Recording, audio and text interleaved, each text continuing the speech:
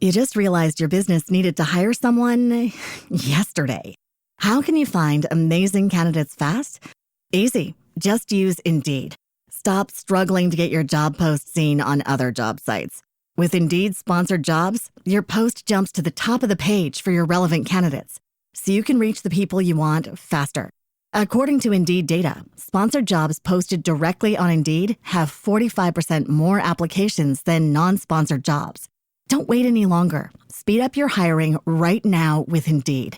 And listeners of this show will get a $75 sponsored job credit to get your jobs more visibility at Indeed.com/kidsandfamily. Just go to Indeed.com/kidsandfamily right now and support our show by saying you heard about Indeed on this podcast. Terms and conditions apply. Hiring? Indeed is all you need.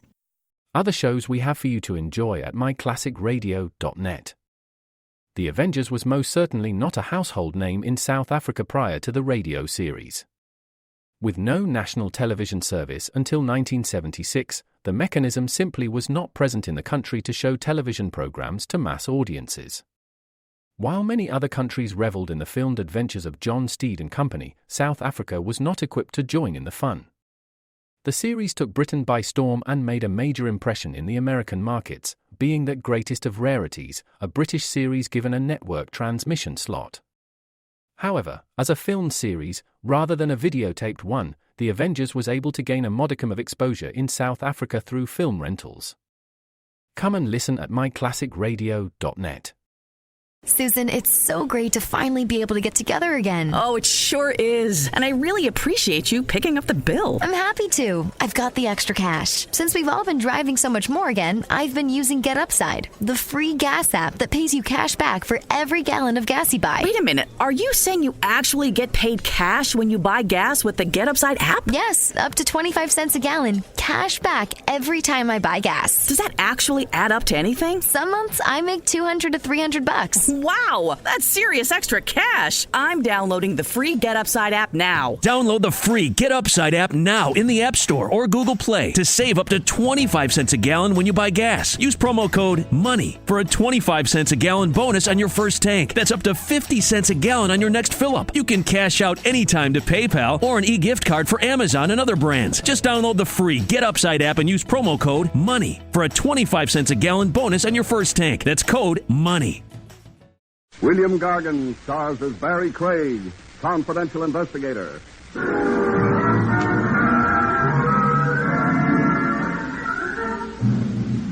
I knew a man once who thought epitaphs were the noblest form of literature. I like them too.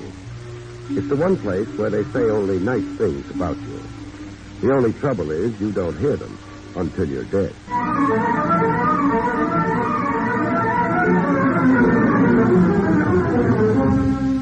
The National Broadcasting Company presents William Gargan in another transcribed drama of mystery and adventure with America's #1 detective, Barrie Craig, confidential investigator.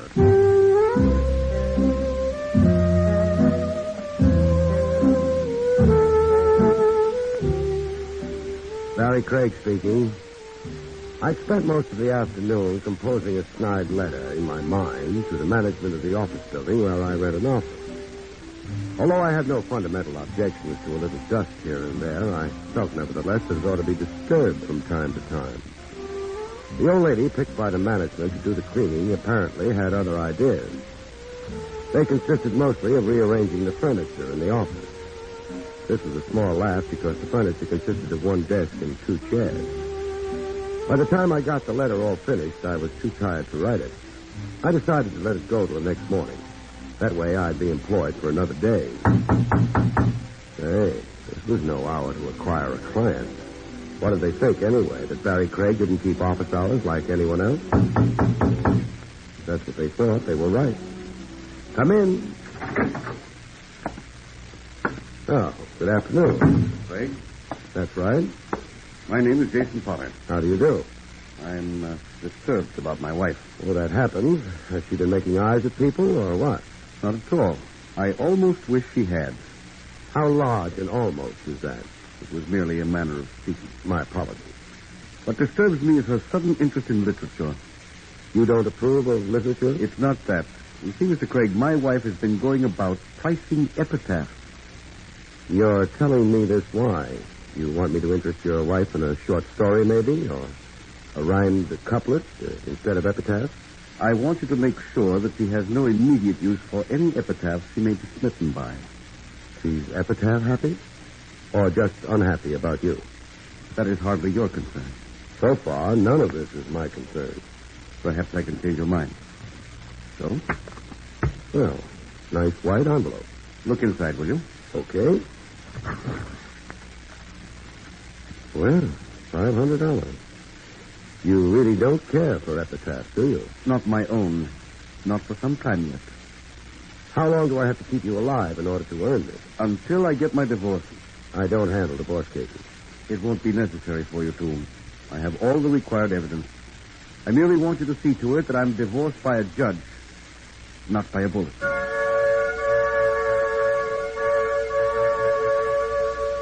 Mr. Potter stared at me for a moment out of very cold blue eyes, turned, and left.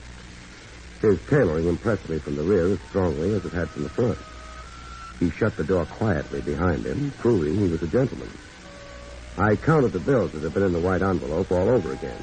This proved I wasn't a gentleman. It still came out to $500, so I went to work.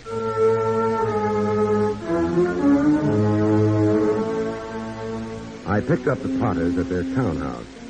Of course, I didn't know if they had a country house, but they certainly had a townhouse. All they needed was Grant to make it a dead ringer for Grant's tomb. They went downtown, and I followed them. They parked, and I parked. They walked into the Parakeet nightclub, and I walked into the Parakeet nightclub. Good evening, monsieur. I take your hat, no? No, you couldn't put my hat in with those others you've got there. Why not, monsieur? They'd probably walk out and protest. Monsieur's a wit, no? Monsieur is no wit at all. Not only that, but he remembers you from Brooklyn. Oh, monsieur makes the best. Barrie Craig. Hi, Marge. Not Marge, Mr. Craig. I'm Fifi. The management decided they needed a French hat set girl. I guess they kind of figured it was sexier or something. I'm sure the hat's appreciated. So I'm Fifi. You make a very nice Fifi. That couple that just walked in, the Potters, do you know anything about them? Oh, no, not a thing, Mr. Craig. Of course, Mrs. Potter's name used to be Gloria Blair. Her father used to be a millionaire, only recently he wasn't a millionaire anymore. She's 27 years old. Her hair used to be 3 shades lighter, and she's got a small mole under her left shoulder blade. She hates pajamas. Gosh, I wish I could help you out. But you don't know a thing about her. That's right, Mr. Craig. What was she doing before she married Potter? For fun or to eat? To eat. She didn't eat much. Oh. But for a while she tried to make a buck as a singer. Here. Potter struck me as being a very cautious cookie. How did she manage to land him? It's a laugh. Fifi, I'd like to laugh, too. Oh. Well, I think they incorporated her. They incorporate. Fifi, how would you like to be strangled? Gosh, I don't know. I guess the fellas I've been out with were too bashful to try. Who incorporated Gloria Potter? Mr. Jones, mostly. You see, Mr. Potter was always scared some girl would marry him for his money. He's silly. What else does a girl get married for? Well, I'll check, and if I find out, I'll let you know. But seeing Mr. Potter was so prejudiced, that Mr. Jones gave Gloria a lot of money so she could pretend she was still rich. And she did, and Mr. Potter married her, and it was very romantic. Yeah, I can see that. Where could I find this Mr. Jones if I wanted to? You want him to incorporate you, too? No, I'm not planning on getting married. Well, Mr. Jones, his first name is Oswald, but he doesn't like people to know that. And he's got a very beautiful apartment over at the Barham Towers. It's kind of a hunting lodge. It's on the 11th floor. A hunting lodge on the 11th floor? What does he hunt? Well, never mind. I'd better get back to work. So long, Fifi. Gosh, I wish there was something I could have told you about Gloria Potter. It had been an interesting interlude along the sidelines, but it was time for me to get back into the main arena. The Parakeet was a very handsome and expensive nightclub, filled with handsome and expensive people. I waved off a head waiter and spared myself a table a couple of feet from the one occupied by the Potters. I had my first chance to take a good look at Mrs. Potter. I took a very good look.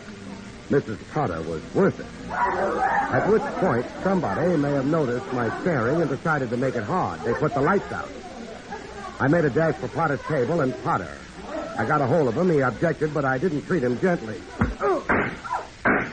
Maybe the shots hadn't been fired at Potter. It would have been a coincidence. I felt just as happy I hadn't tried to prove it. The lights went on after a while. How do you do, Mrs. Potter? Who are you?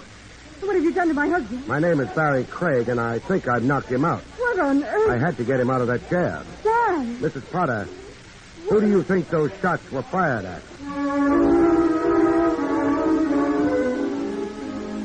About this time, we got lots of company. Head waiters, managers, newspaper columnists, and stuff. We should have got the police, too, but the kind of people who go to nightclubs like the Parakeet can afford not to be public. The police were kept out. Potter began to revive after a while, and the incident could be considered closed. But before it was quite closed, Mrs. Potter and I had a snatch of dialogue. You must have been expecting an attempt on my husband's life. I had it in mind. Are you going to talk to the police? I've got no objection to talking to the police. As a matter of fact, some of my best friends are policemen. I wish you wouldn't. I don't suppose there'd be any use. No, but people try, though. Mr. Craig, what are you doing later tonight? I might try sleeping. Before you do that, and before you talk to the police, please come to my house. Any particular reason? My husband doesn't understand me. That isn't a very particular reason, is it? What he doesn't understand has nothing to do with romance, Mr. Craig. Oh, then it's a switch. What does it have to do with? Murder. At which point, Mr. Potter regained what was consciousness for him, and they left. I tried to leave right after them, but ran into a little trouble. The shooting had leaked somehow, and a few cops dropped in. They were too late for the Potters, but they were in time to hold me up. Not very long, but sometimes a half hour can be much too long. I was a little worried by the time I got to the Potter's front door. I didn't want Gloria to think that I turned her invitation down. Not so much because I was afraid of hurting her feelings, but because I had a notion that things were happening too fast. I was right.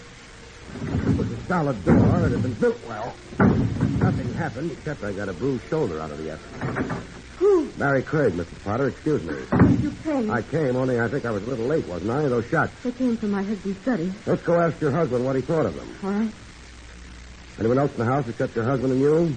Not so far as I know. The servants are away. That makes it convenient. Makes what convenient? Cuts the list of suspects down. Suspects? Yeah, in case those shots were aimed any better than the ones back at the club. That's the door. Your husband's room? Yes. I used a handkerchief on the doorknob. If you don't mind, I wouldn't want to disturb any fingerprints, even if they happen to be yours. Well, you... Well, it's open, but... But it was closed when you tried it? It was. At least that's the way you're telling it. Let's go in. Yeah, Mr. Potter. If you're trying to be delicate about whether or not he's alive, you don't have to be. He can't hear you. Then he is dead. As dead as they come, and when they're murdered, they come very dead.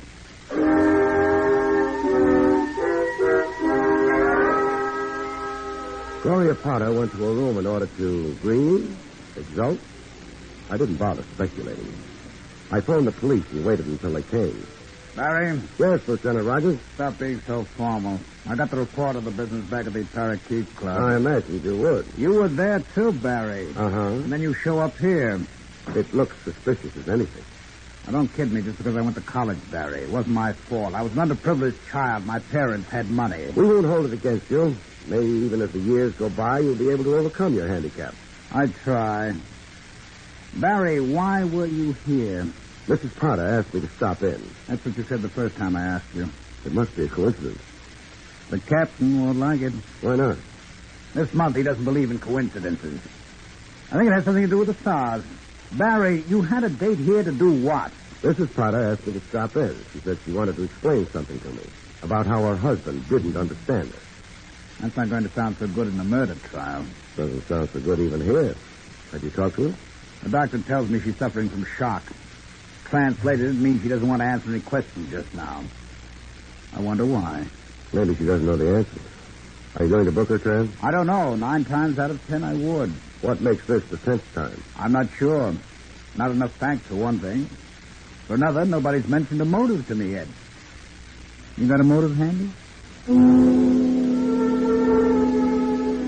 I looked hastily through my pockets but couldn't find a motive. Lieutenant Rogers watched me with a highly unimpressed eye. I shrugged my shoulders and asked the lieutenant if I could leave. He wasn't happy about it, but I left anyway. Sure, I might have supplied him with some information about a motive, but it wasn't entirely my own secret. I thought maybe I ought to get Mr. Jones' permission, Mr. Oswald Jones.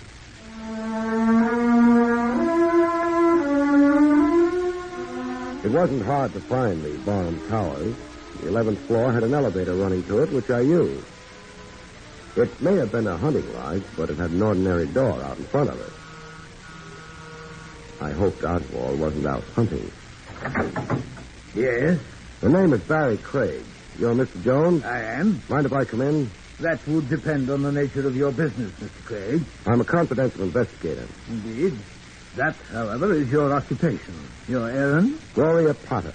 I dislike seeming finicky, but that again is merely a name, not a description of the reason that brings you here.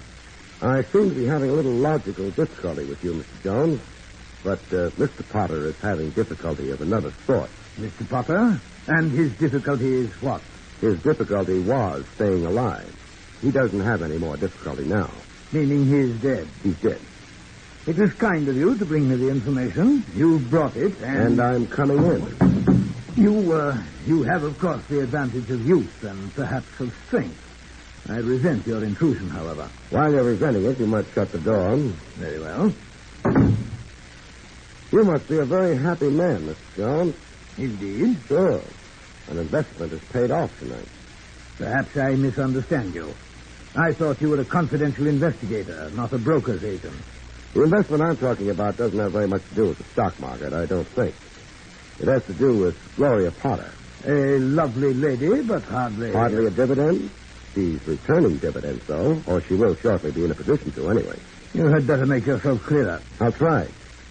You staked Gloria Potter so she could marry a millionaire who was afraid that women were after him for his money. I may have lent Mrs. Potter some money in the days before she was married. At what interest? Look here, young man. I think we have done enough fencing. I've already told you I did lend Gloria Potter some money. I expect to have it returned. Whether with interest or not is no concern of yours. It might be a concern of the police. The police? Where do they come in? You do it very well, if it's an act, that is. Mr. Potter not only died, he was murdered. How distressing. You should practice expressions of distress. You didn't do that very convincingly. I'm not trying to convince anyone of anything. You lent Gloria money. You expected a return on it. That would have been fine. She did succeed in getting Potter to marry her, but Mr. Jones, Potter was preparing to divorce her. Such, alas, are the vicissitudes of matrimony. One can never be certain, can one? You can spare me the philosophical remarks about matrimony. If Potter had lived long enough to divorce Gloria, you'd never have got your investment back, or the profit on it. Then I suppose I must be mildly pleased that Mr. Potter did not succeed in divorcing Gloria. Sure, you must be pleased. What I'm curious about is, how much of an effort did you make to guarantee your investment? Are you implying that I had anything to do with Mr. Potter's unhappy decease? I'm asking you if you had anything to do with murdering him. That seems to me rather naive, Mr. Craig. Assuming that I may have had a hand in his untimely taking off, would I be likely to tell you about it? I don't know. There are no witnesses present. You could tell me in perfect safety. Perhaps. But why on earth should I? It might satisfy your ego. Mr. Craig, I am no longer a young man. I was never a handsome one. I perforce learned a great many years ago to abjure ego satisfaction, at least of the more obvious sort. I think the hour is late. I think your visit here an impertinence. Good night. Okay. Good night. Mr. Craig, that is not the direction of the front door. I know it isn't. Hey, let go of me, you... Sure, but join us, won't you? I'm sorry, Mr. Jones. It doesn't matter, Baker. How do you do, Baker? Were you having fun listening in? Mr. Jones. Mr. Craig, this is my home. If I choose to have Baker stand by in case I should need protection against intruders like you... I just wanted to find out exactly what Mr. Baker's job was. You found out. And now... And now I leave. Mr. Jones. Yes? Has Baker got a license for that gun he's carrying?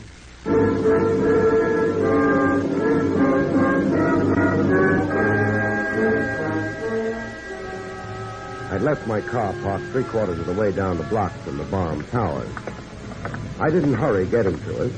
Maybe I thought somebody might take advantage of my being out in the open like this. The street was clear of pedestrians and of traffic. If anybody was going to take a crack at removing Barrie Craig from the case, this was the time I preferred. I was waiting for it. But nobody took advantage. I got into the car. Then I stuck the ignition key in the lock, turned it, and got out of the car as fast as I could move. Nothing on my car is supposed to tick when you turn the ignition key on.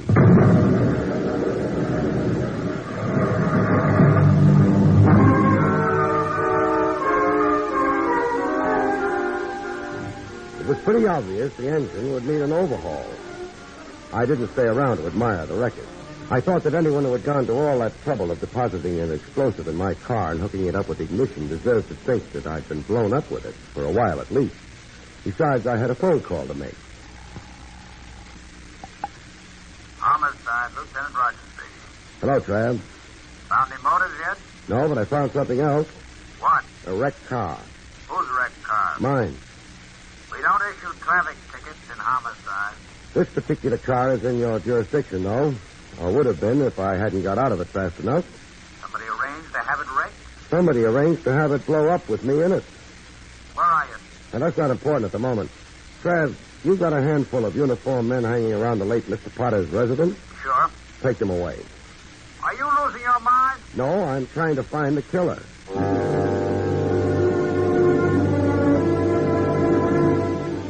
Trav and I had a small argument for a few minutes, and finally he gave up. I hung up. Then I tossed a mental coin to see who I would visit next. Turned out to be Mrs. Potter. Of course, I cheated. I wondered how surprised Gloria Potter would be to see me. Oh, Mr. Craig. She wasn't much surprised. May I come in? I suppose so. I don't have much of a right to decide what to do or what not to do right now. That sounds very bitter. It is. The cops have been getting in your hair? That's their job, I suppose. Well, they're not working at it anymore. What do you mean? No more cops around the house. You're joking. No? You've got a window. Take a look. I shall. But you're right. Is that why you came? Because you knew the police had gone? Could be. Then you're another... Then I'm another what?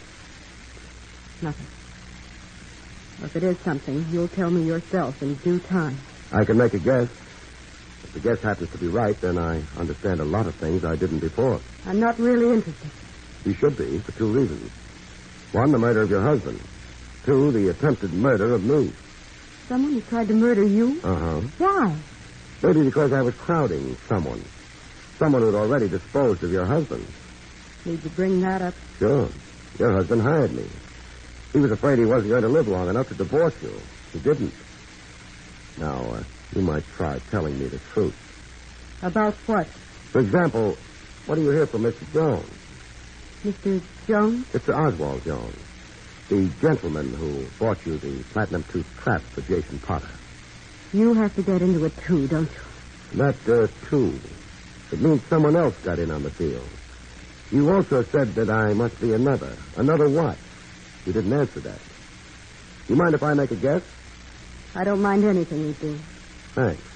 When I walked in here and told you the cops were gone, you thought I took advantage of their absence to come. You thought I was a blackmailer? Well... Thanks for telling me. It rounds out the picture. There must be someone else here in the house. No. Sure, there must be. After my car blew up, I had a phone call to make. That took time. I took a cab over. It took time before I found one. But whoever had arranged to have that car blow up wouldn't have hung around. He'd have come here. I don't know what you're... Someone else must have known that your husband was preparing to divorce you. I don't think that's been a very great secret. That would have given him a nice handle for blackmail. And then... Mr. Jones. Yeah, Mr. Jones, complete with revolver. I'm afraid I've been eavesdropping. For how long? A matter of minutes only. I missed the beginning of the conversation, but on the other hand, I don't think I missed anything important. Okay. You didn't miss anything important. What now? You've become rather a nuisance, Craig, both to Mrs. Potter and to myself. All right, I've become a nuisance. So what? What does one generally do with nuisances? one removes them. That's a bright idea. Was it also your bright idea to kill Potter? I hardly think you are in a position to ask questions. You're not in a position not to answer them. You see, Mr. Jones, an attempt was made on my life less than an hour ago, and less than 100 yards from your house. Oh, nonsense. No, a wrecked car. You must have noticed it, leaving your house there. There would have been a crowd about it. Oh, now that you mention it, yes, but... Naturally, you knew nothing about it. Well, naturally. Which is what you'd say whether you'd set that bomb or not. However, the point is that the police know about that attempt. Interesting. More than that. Anything happens to me, and you're the first man they look for. I should be found quite easily. But that hardly constitutes proof. No, but how much proof would they need against a man with your record? I'm inclined to see your point. What do you want? You're silent for a few minutes. I was carrying on an interesting conversation with Mrs. Potter. She was about to tell me that someone was blackmailing her. She was also about to tell me why. Oh, what's the use? You know why I was being blackmailed. Jason was going to divorce me. The police didn't seem to know about it. As long as they didn't know, I was safe. The instant they found out, they'd suspect me. So I was in a position to be blackmailed. I'm afraid I must have missed something. Exactly who is this blackmailer? Oh, there's no hurry about that as yet. Jones, in the event that Potter had divorced his wife, where would you have been? In a most despondent frame of mind and in financially straitened circumstances. You must know that, however. Sure, I know it. But it's nice to find out from the horse's mouth. Pardon the expression. Not at all. The next time I see a horse, I'll apologize to him, too. Okay, it's all set up. We know the background, the reasons. All we need is the name. Which one shall it be, Mr. Jones? Your name? I did not murder Mr. Potter. How about you, Mrs. Potter? I couldn't have killed him. Sure you could have. The attempt at the nightclub. You were sitting right next to him at the table. And the murder happened in your husband's study. You'd know your way around here, wouldn't you? It was open. I don't... Shut up. What's that? The Marines, I think. Whatever are you talking about? Don't the Marines always land and have the situation well in hand? I suppose in your adolescent way you're referring to the police. I had Lieutenant Rogers pull the uniformed men away from the house. I figured they would encourage some people to drop in on Mrs. Potter. He agreed, but I imagine he's insisted on bringing some non-uniformed men around. I shall leave. Not quite yet. Why not? Because I object. Because the police will object. And because I think someone else might object. Someone else? Mrs. Potter, that door opposite the one both Jones and I used to get in here, where does it lead? The next room. It's a sort of downstairs bedroom. Anybody been using it recently? Or do you always leave doors half ajar? I was afraid. He said he'd kill me if I... I bet he did. Come on in, Baker. Drop your gun, Mr. Jones. Baker? I said drop it. Very well. That's good. But, good heavens, why, Baker? Why? Because Baker, being your man, would know about your deal with Mrs. Potter. He'd know about the impending divorce. It put him in a nice position. He killed Potter and prepared to live off the inheritance for the rest of his life. He knew he'd have you to deal with sooner or later, but he figured that when that time arose, he'd manage. No one would really miss you. I suppose you're right. It had to be Baker. No one else would have bothered about me. Mrs. Potter knew I was on the case, and you were with me at the time the bomb was planted. As soon as you entered, he could have left the apartment, gone down, connected the bomb, and then returned. Yes, I see that. He thought I was competition. He decided to remove competition. He might just as well have signed his name to a confession of guilt. That's just it, white guy. Right now, all I got to do is get out of here. First making sure of you, and then I guess you didn't believe me about the police, did you? But they're here. They're surrounding the house. I can take my chances on that. Right now, what have I got to lose? Nothing. This isn't where you're going to lose it. Mr. Craig. I'm afraid I shot Mr. Baker. Not seriously. But... The trouble with villains is they listen to the radio too much. On the radio, the hero never has a gun. Or if he has, never bothers shooting it. I'm different. I have a gun, and when someone is pointing a gun at me and intending to use it... Oh, I'm so glad. I trust the matter is, for the moment, satisfactorily concluded. Depends on what you mean by satisfactorily. I meant simply that Mrs. Potter seems to be advancing upon you with an expression of the intensest gratitude. And I suspect she will shortly fling her arms about your neck and... Mr. Craig, you've been... kiss you. Bah. I'm not a squeamish man, Mr. Craig, but there are some things I draw the line at. Good night. Jones left. The police didn't mind. They had no charges to prefer against him. Mr. Baker didn't mind. He was unconscious. I didn't mind. I was... But that's another story, and not one I have any intention whatsoever of telling.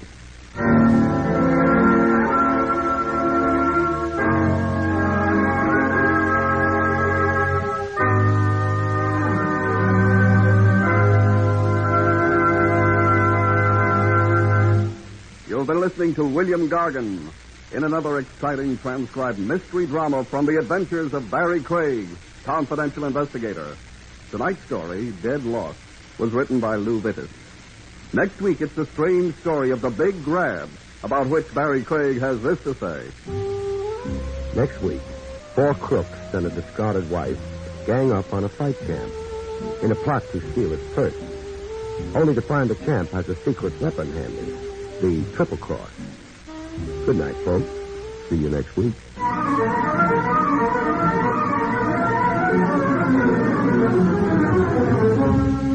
Featured in the role of Gloria was Fran Carlin. Barrie Craig, starring William Gargan, was under the direction of Hyman Brown. This is Don Pardo speaking.